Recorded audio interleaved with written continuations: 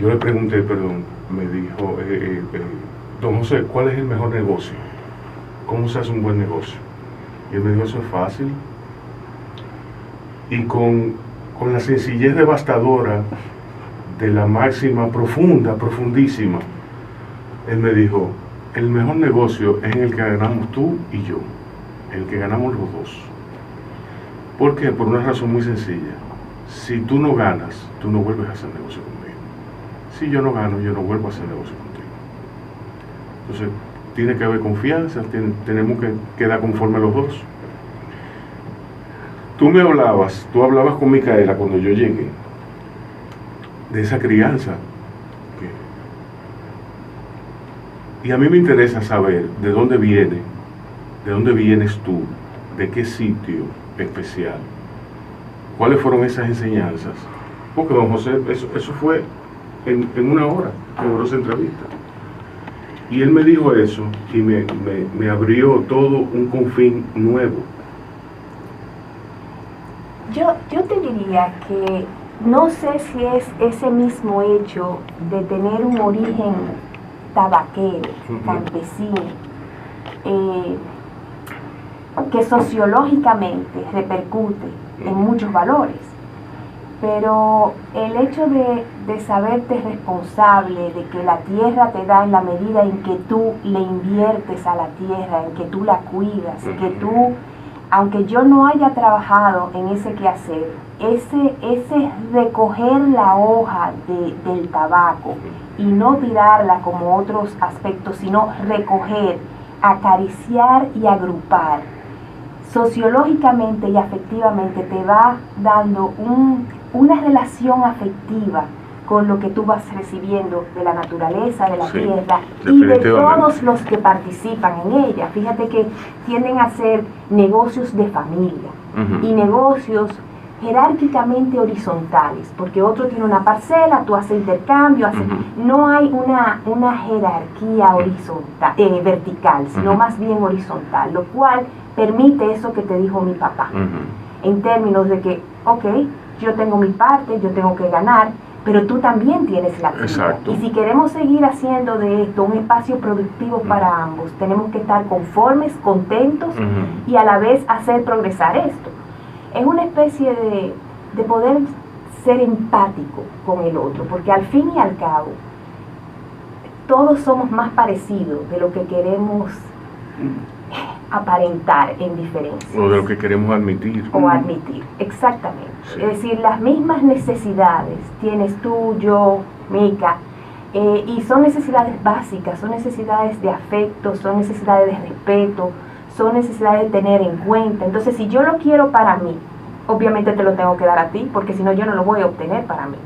Entonces, yo vengo de ese lugar, vengo del lugar de la meritocracia, las cosas no se tienen por amor al arte, aunque la suerte puede estar de tu parte y es bueno aprovecharla cuando esas ráfagas vienen. Igual hay un momento en la vida en que todos vivimos momentos complejos. Y es bueno construir su suerte muchas veces. La suerte es algo que se construye muchas veces. Y estar en pie firme cuando vienen los momentos difíciles, porque nos vienen a todos. Y saber manejarlos con la misma elegancia como esos de bonanza, yo creo que es una actitud importante en la vida. Y básicamente eso fue lo que vi en mi casa. Vi momentos complejos, momentos de salud complejos, con mi hermanito que murió a temprana edad, después de estar 6 años inconsciente por un accidente, y ver cómo se enfrentó un momento difícil. Para nosotros fue una gran escuela. Y nos dimos cuenta, en el caso particular de nuestras ramas, cómo la vida te enseña qué es esencia y qué es detalle. Entonces, en esas esencias tú quieres estar con las mejores personas, que son las que te acompañan de verdad. Tú quieres estar con la flexibilidad que te permite admitir qué puede venir, qué puede no venir, y aceptar las cosas que tú no puedes cambiar y luchar por aquellas que sí puedes hacer la diferencia. Entonces, yo creo que uno le huye mucho al dolor, pero el dolor es un gran maestro. Entonces, y mirarlo como parte de la vida no es todo una fiesta, la fiesta es sabrosa y hay que disfrutarla y celebrarla, porque es parte de esa integralidad de tanto lo que me gusta como lo que no me gusta, de momentos difíciles como de momentos sabrosos, de momentos, y verlo con la naturalidad que es la vida. ¿Cómo se afectó la cotidianidad de ustedes, que tú recuerdes, cuando tu hermano quedó postrado? No muerto. No, estaba inconsciente. Sí, antes de morir. Fíjate, fue muy duro, porque en aquel momento, hace muchísimos años, estamos hablando casi de 50 años, el aparato de hospitales no estaba equipado para esta situación, entonces él tuvo que ir a mi casa. Y sabiamente mi mamá se echó sobre sus espaldas la cotidianidad de ese peso. Mi papá tenía que salir a trabajar y a nosotros lo que ella hizo fue sacarnos de la casa, pero a clases. ¿Cuántas clases ustedes se puedan imaginar? Tanto mi hermana Lidia como yo. Arte, deporte, un poquito para no estar viviendo de manera continua todo lo que conlleva una situación como esa, ¿no? Y estar presente cuando las cosas se ponían un poquito peor, cuando había alguna leve mejoría, compartirla.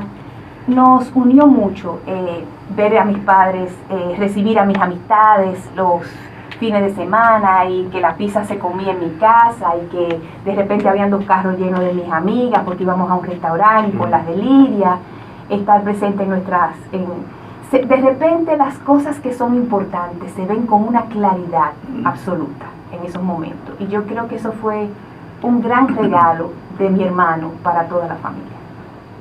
Wow. ¿Vamos a una pausa? Vamos a una pausa. Yo nunca había hablado de eso. El vecindario de las trabajadoras que habían por ahí, los jardineros, y me encantaba. Me recuerdo con Lila Esteban, nos íbamos las dos. Y en ese dilema tan propio de cualquier persona que termina una etapa y tiene un abanico de posibilidades, no saber qué elegir, obviamente en ese entonces era más fácil que ahora, porque ahora ese abanico es amplísimo. Y la mayoría tiene la dirección de no decididos, que es lo sano, ¿no? Porque realmente es difícil decidirse. Yo recuerdo que en esa perturbación, y algunas de mis amigas, que tú vas a estudiar educación, pero nadie vive de educación, y las mujeres que estudian educación no se casan, y además, ¿cómo tú vas a hacer? Tú vas a vivir de ser maestra. Y yo recuerdo una conversación con mi abuelo materno, y él me dijo: las profesiones no se escogen porque tengan en su haber que tú vas a ganar dinero o no. Las profesiones se escogen porque primero te gustan tanto que tú vas a garantizar con ese gusto ser bueno. Y si tú eres bueno, ya tú tienes garantizado que te van a buscar. Porque si tú vas a barrer, que barras la mejor parte de la esquina de tu casa, porque a ti te van a contratar para que barras el resto. Y para mí eso fue de mucha luz, porque me ubicó en términos de que si a una persona le gusta lo que hace, le va a invertir tiempo, va a sentir el gozo de la curiosidad al aprender, va a no saciarse nunca y querer hacerlo más y mejor. Entonces, por eso es tan importante a los muchachos dejarles escoger aquello que les gusta y no estar marcados por los patrones preconcebidos de que esto va a ser más remunerado que aquello. Y esa luz con mi abuelo materno fue para mí muy importante. De ahí, además, yo vivía jugando en el vecindario de mi casa a tener escuelitas con las muñecas, con los muchachos, con todo el mundo. Es decir, que lo llevaba dentro, es como esa estrella que tú tienes dentro, a la cual tú tienes que responder de alguna manera, porque es tu llamado de vida. Y de hecho, hoy en día, como parte de mi labor como gestora cultural, yo veo tanto el arte como la cultura, al fin y al cabo, como una necesidad imprescindible, porque es esa parte que te llena el espíritu. Y cuando digo arte y cultura me refiero a artes visuales, a la gastronomía, a todo lo que tú haces trascendiendo la parte científica y técnica, porque cada persona, tú puedes hacer arte de tu vida. Ya cuando tú trasciendes eso, que tú te vuelves un creador, tú eres un artista. Esa parte... Pienso en Don Hugo. Claro, Don un Hugo, artista. el arte era su vida. Claro. Y es que tú no... Es así como tú tienes necesidad de alimentos físicos, tú tienes la necesidad de alimentos espirituales. Exacto. Y por eso no se puede prescindir de la cultura, no se puede prescindir, es urgente, es necesario. Y yo veo tanto la cultura como el arte como un instrumento también necesario para un proceso educativo. El proceso educativo es casi la forma, la metodología de llevar el contenido, que es esa cultura y ese arte, al alma de un ser humano, para que eso que tú llevas le despierte el potencial que él tiene adentro, que es único e irrepetible, no es nada más que de él. Por eso tocar como maestro el alma de un ser humano es un privilegio enorme que uno debe honrar con mucho respeto. Bueno, yo digo que hay muchos profesores, aquí no hay muchos maestros, y yo diría, bueno, a mí me interesa saber, como educador que he sido, como profesor, no maestro, yo no me considero un maestro. A mí me encanta dar clase de cocina, honestamente. Sí, me interesa saber cuáles son los elementos compositivos de tu recuerdo, de dónde cuando tú te iniciaste como maestra, ¿qué hay en tu anecdotario personal que tú recuerdes de manera relevante que ilustre cómo era dar clases en esa época? Mira, en un proceso, como en cualquier carrera que tú te inicias, hay una parte donde tú te sientes un poco temeroso porque tú no tienes la experiencia. Y usualmente cuando eso pasa, hay algo de temor y miedo. Y normalmente tú tiendes a poner, cuando hay temor, más reglas, casi como que te blinden de no saber manejar una situación fronteriza. Sí. Con el tiempo, tú te vas dando cuenta que la seguridad en ti misma y en permitir que los procesos se manifiesten y que el otro te va a ayudar también a buscar esa respuesta, hace que las reglas pasen a un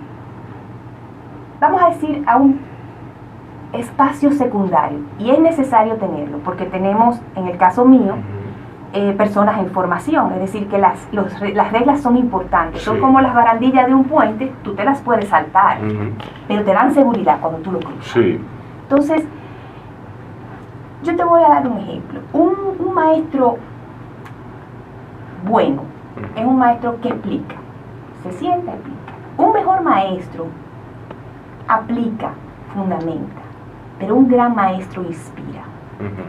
Y ahí es que tenemos que llegar, porque el maestro se convierte en artista en el aula. Y yo te puedo decir que de las anécdotas que yo recuerdo, ya después de haber pasado esos procesos que pasa todo el mundo en toda carrera, de esa transición, bueno, esto es la teoría que yo he aprendido, ahora la tengo en práctica, ¿qué voy a hacer? Y se me presenta algo nuevo y de repente no sé qué hacer, pero la experiencia te va solidificando. Yo recuerdo que siempre hay un problema de honestidad en los exámenes. Y yo tenía 75 alumnos, realmente. Wow, en un curso, en un solo...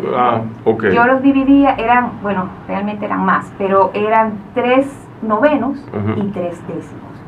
De más o menos 25 cada uno. Pero suena razonable. Sí, y yo sobre todo había la parte de teoría literaria, que es que tú tienes los esquemas de cómo se hace poesía y cuáles son los distintos esquemas. Sí, para cuentos, exacto, o soneto, décima. Sí. Y yo recuerdo, bueno, no hemos pasado el año leyendo, analizando y haciendo poesía.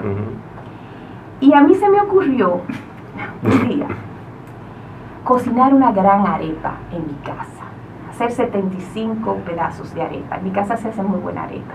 Oh. Entonces, Aparte de todo. Yo no cocino mucho, pero soy muy creativa. Sí.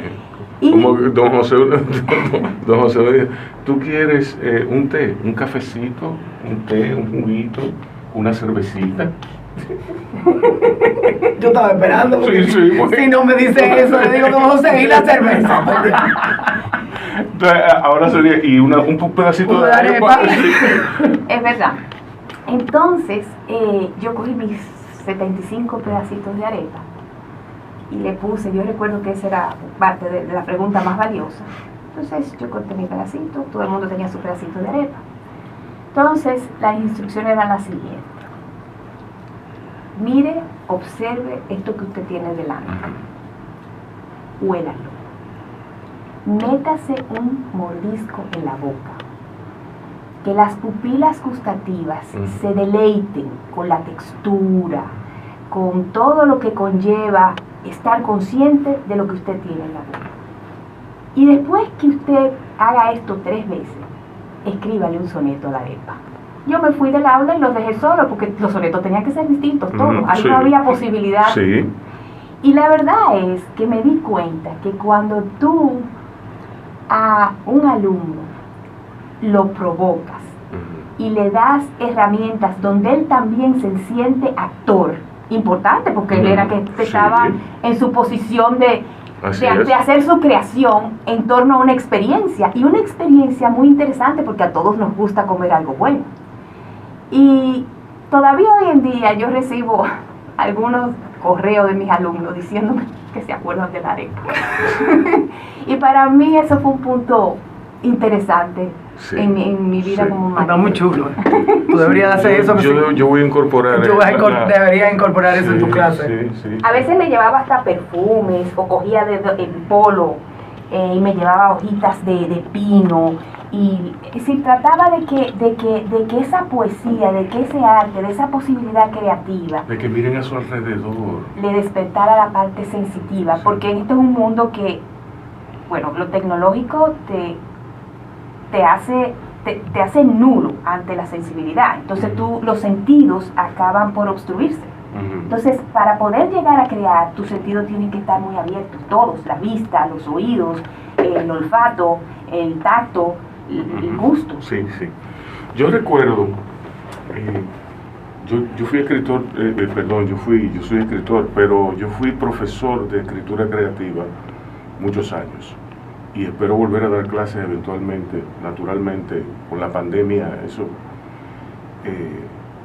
Pero yo recuerdo una vez, trabajando para SM y para la Cámara Americana de Comercio, en un programa muy innovador que tenían, yo fui a Constanza, iba a Villa Altagracia, fui a Barahona, fui a distintos campitos de esos pueblos a dar clases de escritura creativa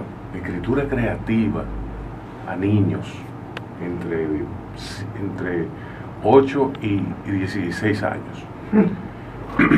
Era una delicia. Yo los mato. No.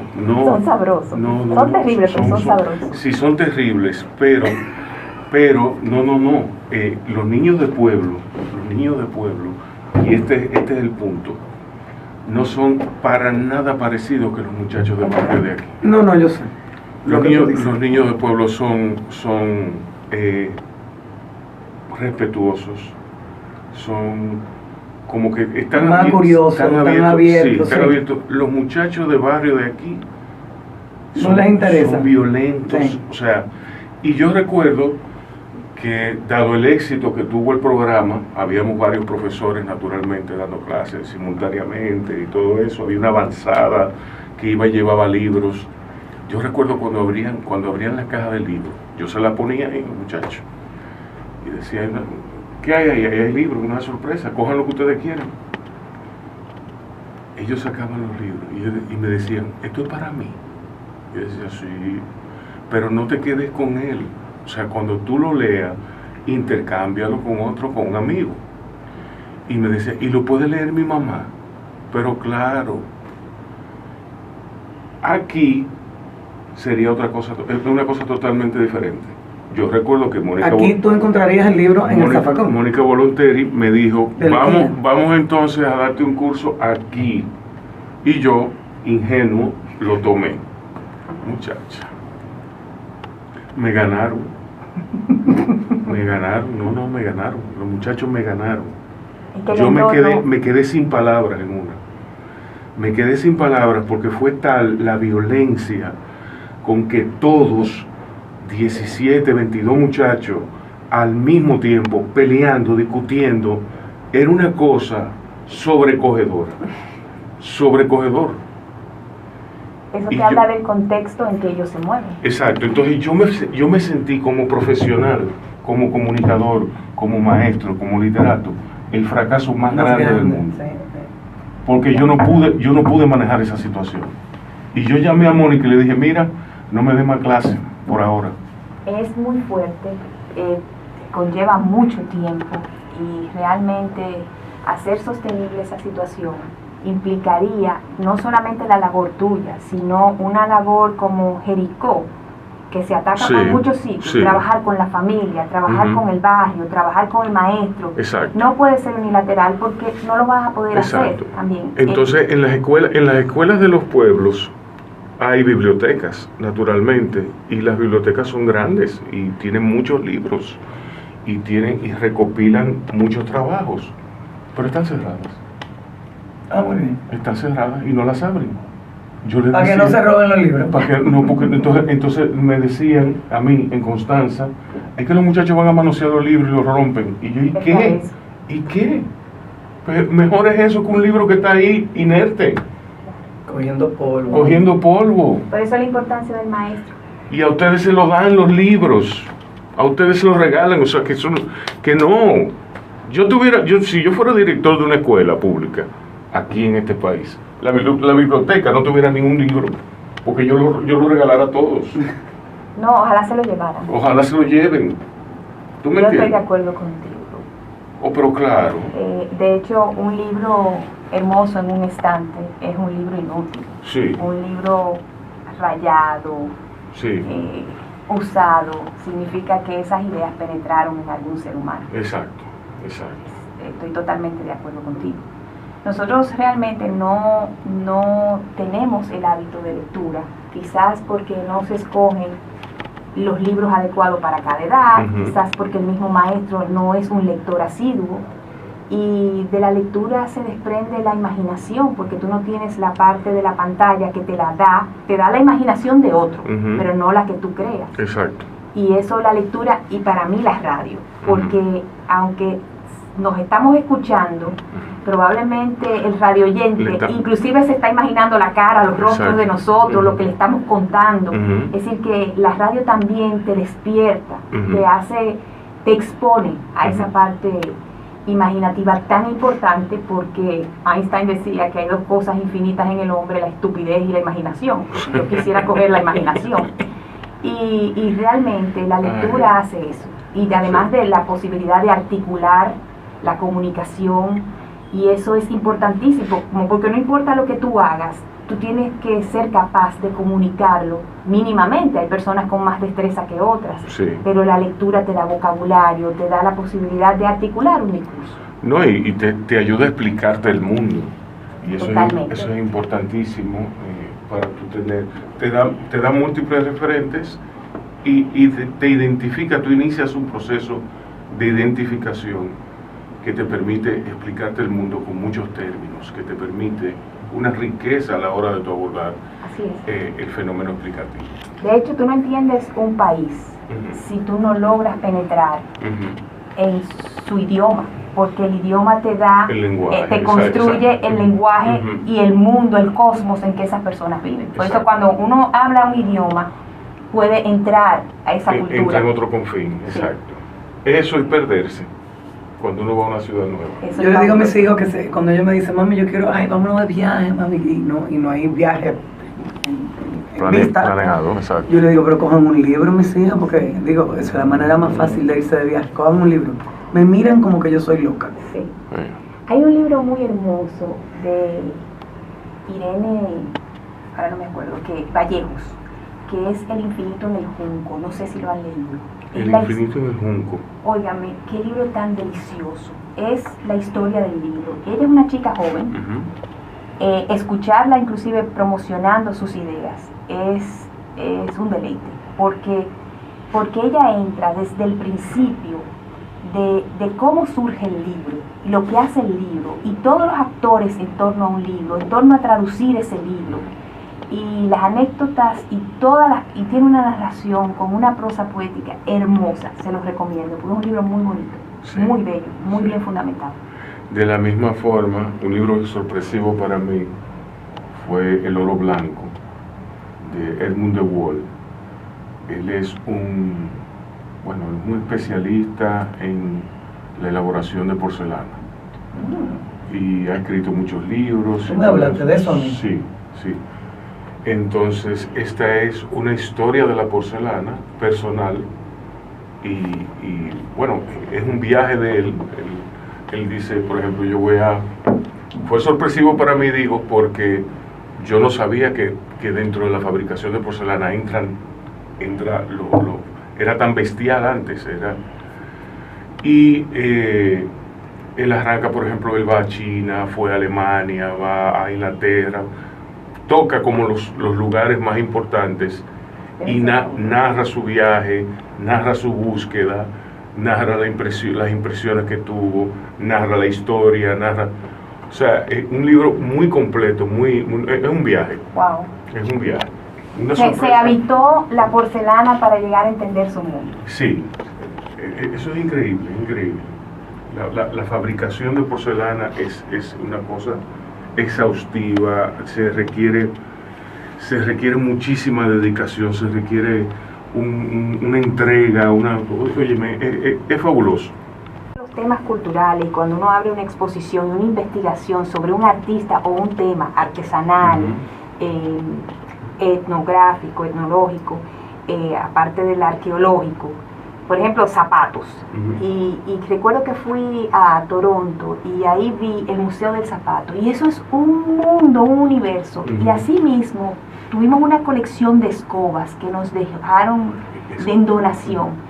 Y cuando tú coges las escobas de nuestro país por regiones, casi tú puedes construir y traducir en lenguajes por qué usan esas escobas, con la flora y la fauna, es lógico, con lo que tienen en cada sitio, hasta terminar en las escobas plásticas que tenemos todo hoy en día. Sí.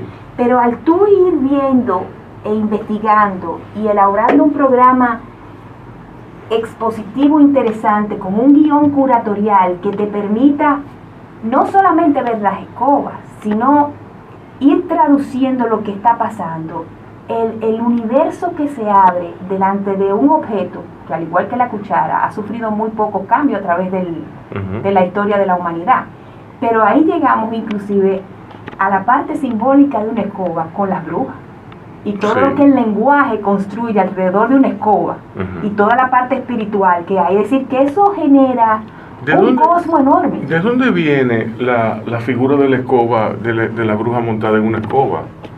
Yo no sé en la parte, porque obviamente yo creo que son tradiciones que se intercambian de otros lugares. En el caso nuestro, ya lo que vimos en esa exposición era ya la incorporación al lenguaje popular dominicano de lo que significaba la bruja, ¿no? Sí. Y cómo habían canciones, inclusive dedicadas a ese hecho. Pero sería muy interesante investigar la escoba en San Google, como yo digo, e irse más, Jesús. e irse un poquito más profundo. Pero entiendo que tiene que haber un momento en que ese era en la imaginación de alguien el cohete de Julio Verne. Sí, así es. A mí me encanta la figura de la bruja. Me encanta. Es una sabia. Sí. Yo digo que yo me crié entre brujas, yo me crié entre mujeres, y toda la vida me he sentido más cómodo en la compañía de las damas.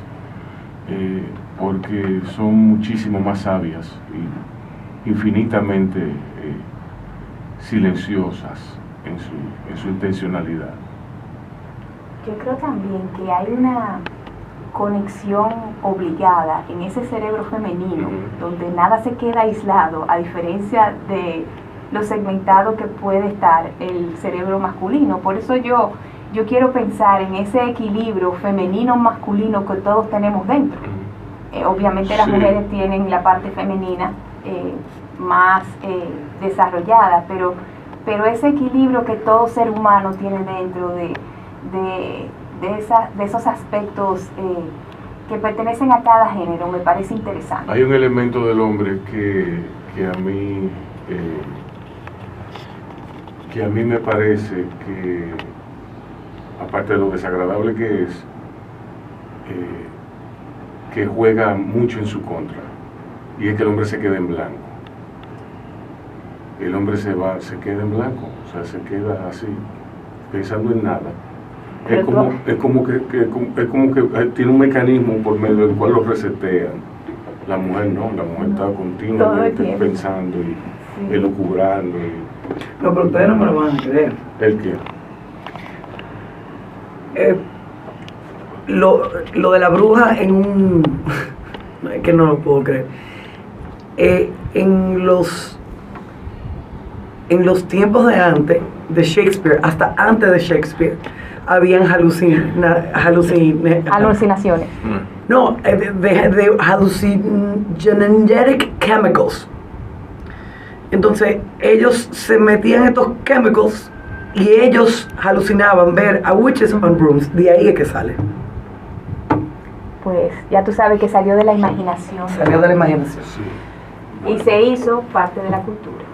Entonces lo ilustraron por primera vez en el 1491. ¿Y el sombrero? Siglo XV.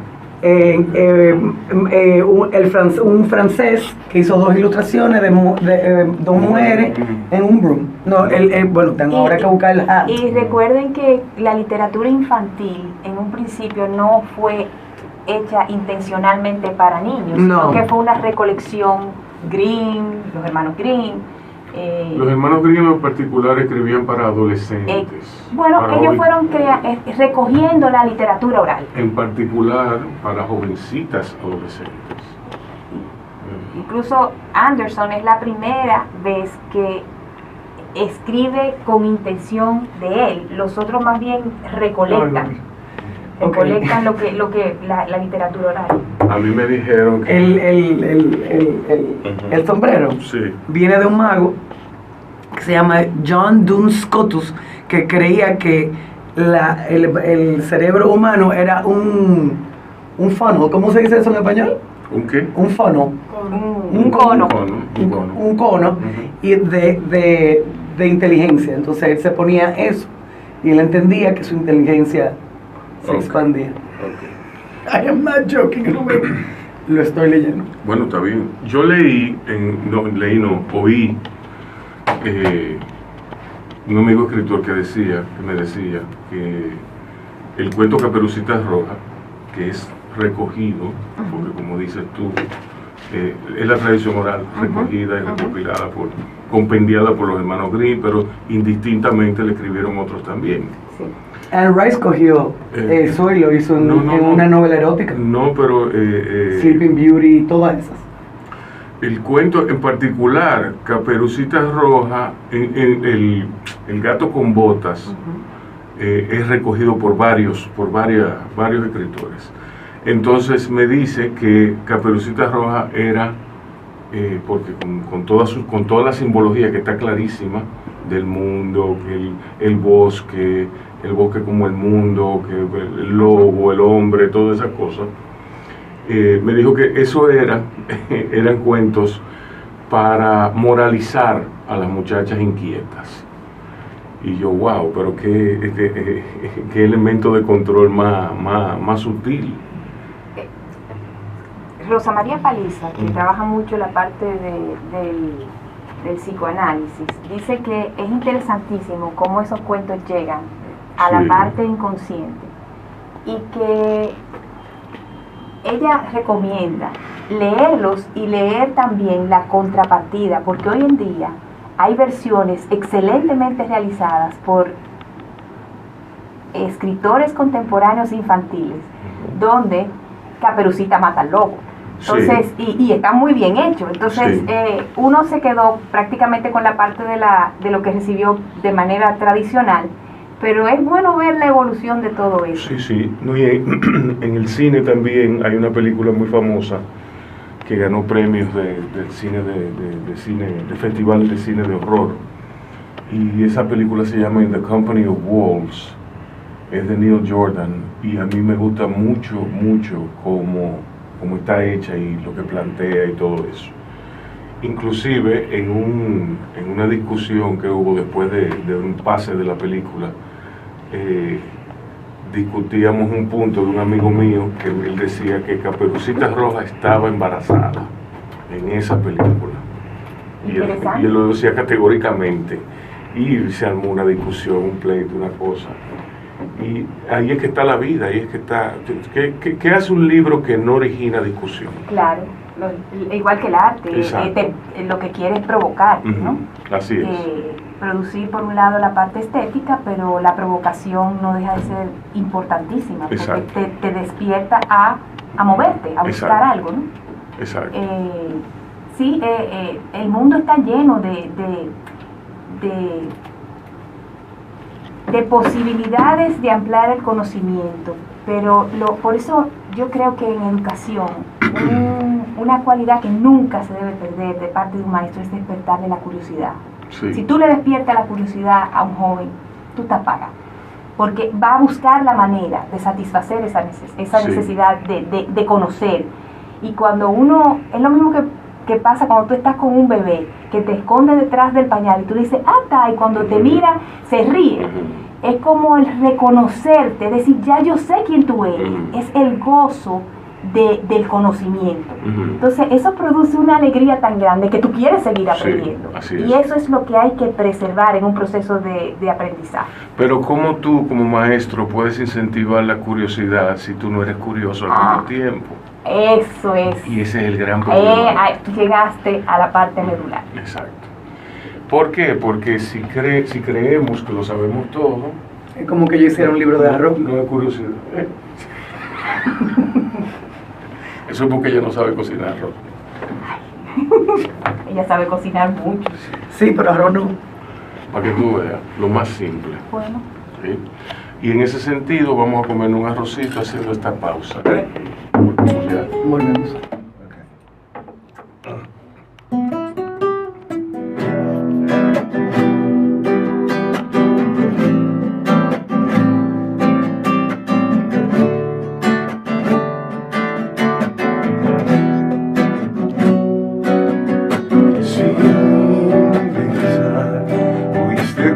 Soledad, te fuiste como un vendaval, pero era tarde y salí a la puerta del sol y abrí recuerdos que hablaban de ti, de un sueño grande, y hablé contigo, y hablé como con nadie. Me dejaste hablando con el aire. ¿Dónde va la luna? ¿Dónde van tus besos? Dime, niña, ¿dónde va tu recuerdo? ¿Dónde van a dar amor tus sentimientos? ¿Dónde va la luna? ¿Dónde van tus besos? ¿Dónde va la noche? ¿Dónde va el recuerdo? ¿Dónde van a dar amor tus sentimientos? Dime a dónde, dime a dónde va el amor.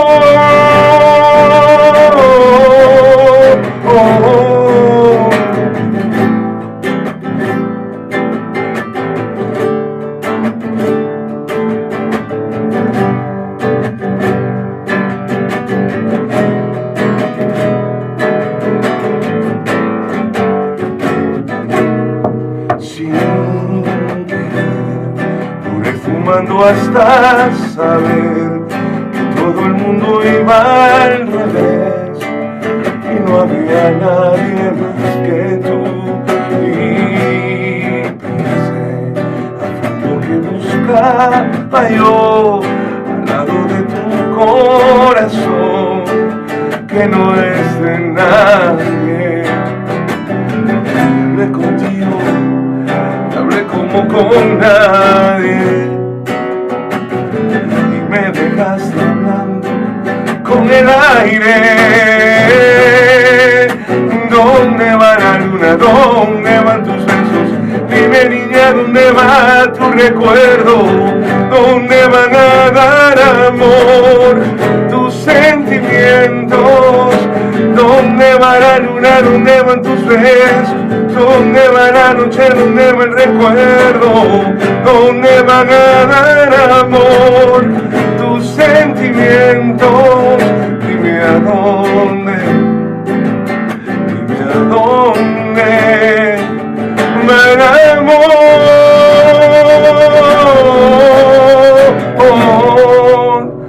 ¿Dónde va la luna?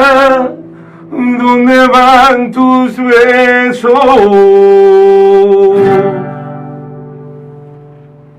Muy lindo.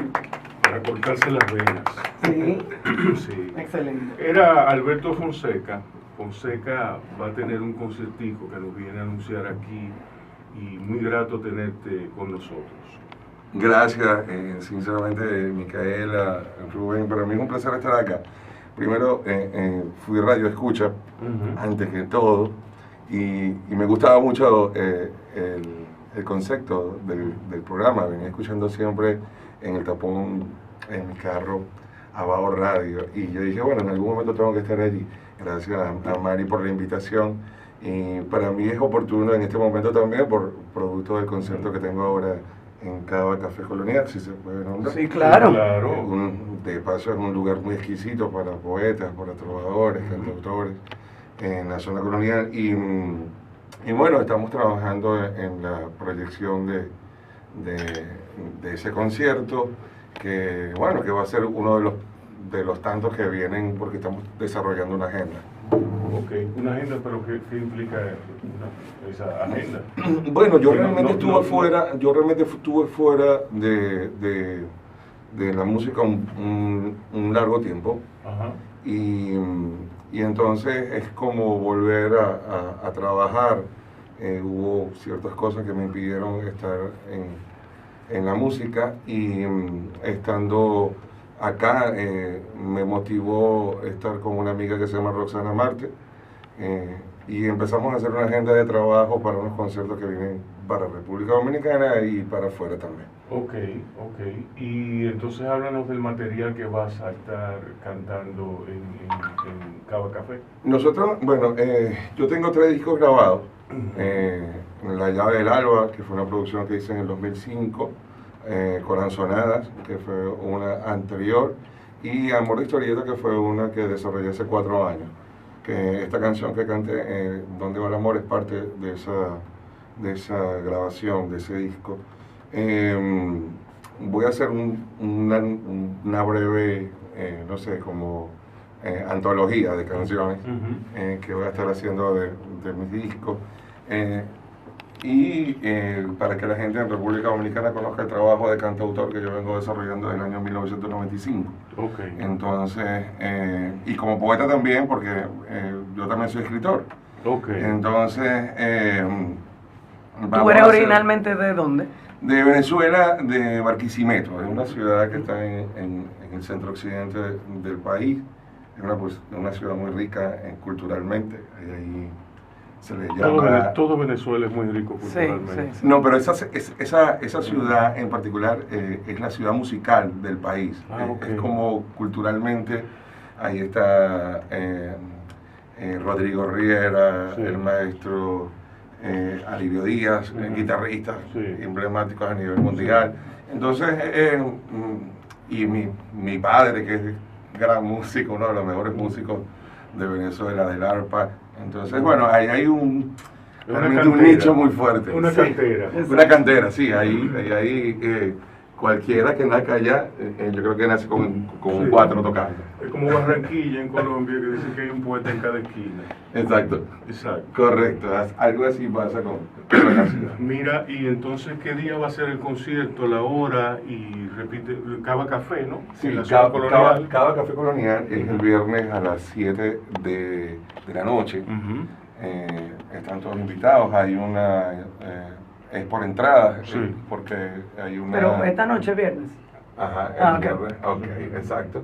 Entonces, lo que te digo que la entrada es limitada, hay una forma de reservar que es metiéndose en nuestros Instagram, Sí, y ahí están todas las informaciones. Excelente. exacto. O sea que está bien eso.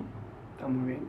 Bueno, felicidades. No, gracias por la invitación. Tira para adelante porque hay que aprovechar ahora que ya están abriendo las posibilidades para los artistas. Sí, el Están tiempo de- atribulados durante este último año. Correcto, el tiempo de Dios es perfecto. Realmente coincidió con las ganas de volver a retomar la música y de volver a intentar algo nuevo. Y bueno, estoy trabajando en un nuevo disco aquí en República Dominicana también, Ujú. que seguramente voy a empezar a trabajar en este último trimestre del año, Ujú. a ver si ya para enero tenemos algo nuevo y mostrarlo acá también en el país. Ok. Bueno, pues mucha suerte. Gracias. a ustedes. Mercados y Valores con Juan Manuel Peña y Carlos Suárez. Tenía en la teoría que aprendía de 6 a 10 en mi carrera.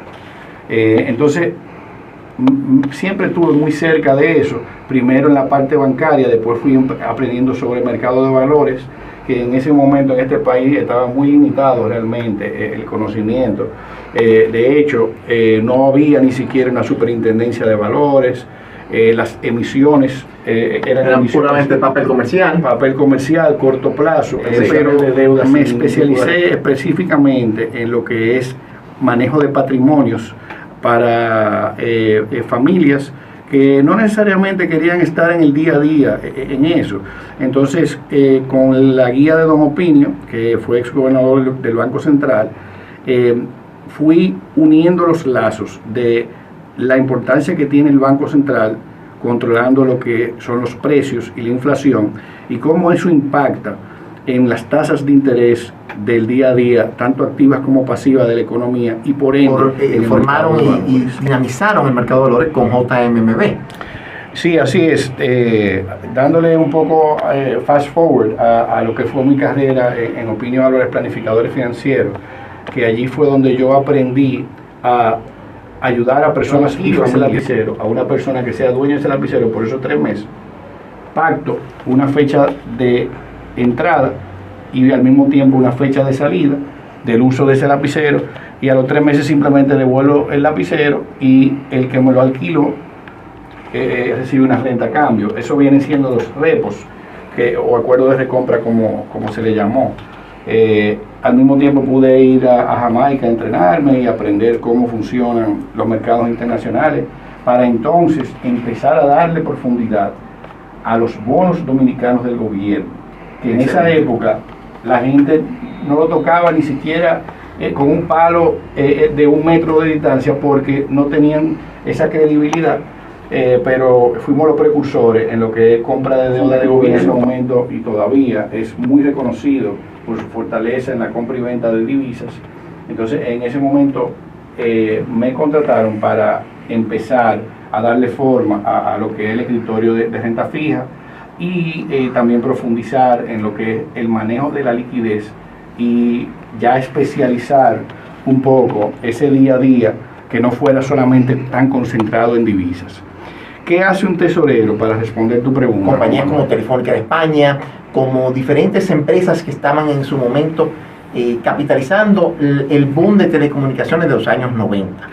Entonces, ahí básicamente fue una experiencia interesante de conversar y compartir con estos banqueros de Wall Street que venían y presentarles las proyecciones del negocio y estar preparado para cualquier pregunta que te podían hacer, que no te mandaban algo antes para tu prepararte, sino que tú tenías que, como dicen, pensar en tus pies o think on your feet. La verdad que fue una tarea herculeana, como me lo comentaban, que involucró un roadshow que implicaba ir entre ciudades y reuniones llenar una agenda de por lo menos 10 reuniones entre 2 días con diferentes compañías de seguro, inversionistas institucionales, fondos de inversión que se interesaran en comprar la acción de la empresa cuando saliera público. Era como guiar las aguas, a ver quiénes de esos potenciales inversionistas podrían ser compradores. Correcto. Eventualmente. Correcto. Entonces, nada, yo continué en el sector de telecomunicaciones hasta que entré a Citibank en el año 2001, que fue una fecha interesante. A mí me contrataron para desarrollar la banca privada en Citibank, que se llamaba en ese entonces Citigold. Sí, lo recuerdo. Ahí fue que nos conocimos. Ahí fue que nos conocimos, sí. Cuando tú estabas con Opinión Alta. Sí. Y toda la incertidumbre, tanto económica, porque, ¿qué pasa? Ahí se dieron varios factores interesantes. Uno de los mandatos que teníamos en esa unidad era desarrollar lo que era un servicio de inversiones internacionales, acompañando a los clientes acá, refiriéndolos a entidades de Citibank Internacional que se interesaran en hacer inversiones ya. Quiero empezar primero ayudando a nuestros, los que nos están escuchando. Obviamente aquí hay personas que tienen diferentes niveles y nosotros estamos interesados en que esto sea una fuente de educación e información para todo el mundo que le interese conocer más de todos mercados. los bancos centrales mundiales, a raíz de la pandemia, Correcto. han tenido que inyectar una cantidad enorme de liquidez que han llevado las tasas de interés a desplomarse. Mucha volatilidad, sí. Pero como bien dice un Warren Buffett, el mercado a veces se equivoca y él mismo ha sido exitoso haciendo adquisiciones y compra de acciones cuando el mercado le manda la señal incorrecta y él aprovecha lo que el mercado 60, donde aprovechó una oportunidad de un precio que había bajado sustancialmente American Express en ese momento por un tema puntual reputacional que estaba sucediendo con American Express en ese momento, que era American Express tenía un negocio de lo que era aceites de financiar. Espérate, vamos a una pausa.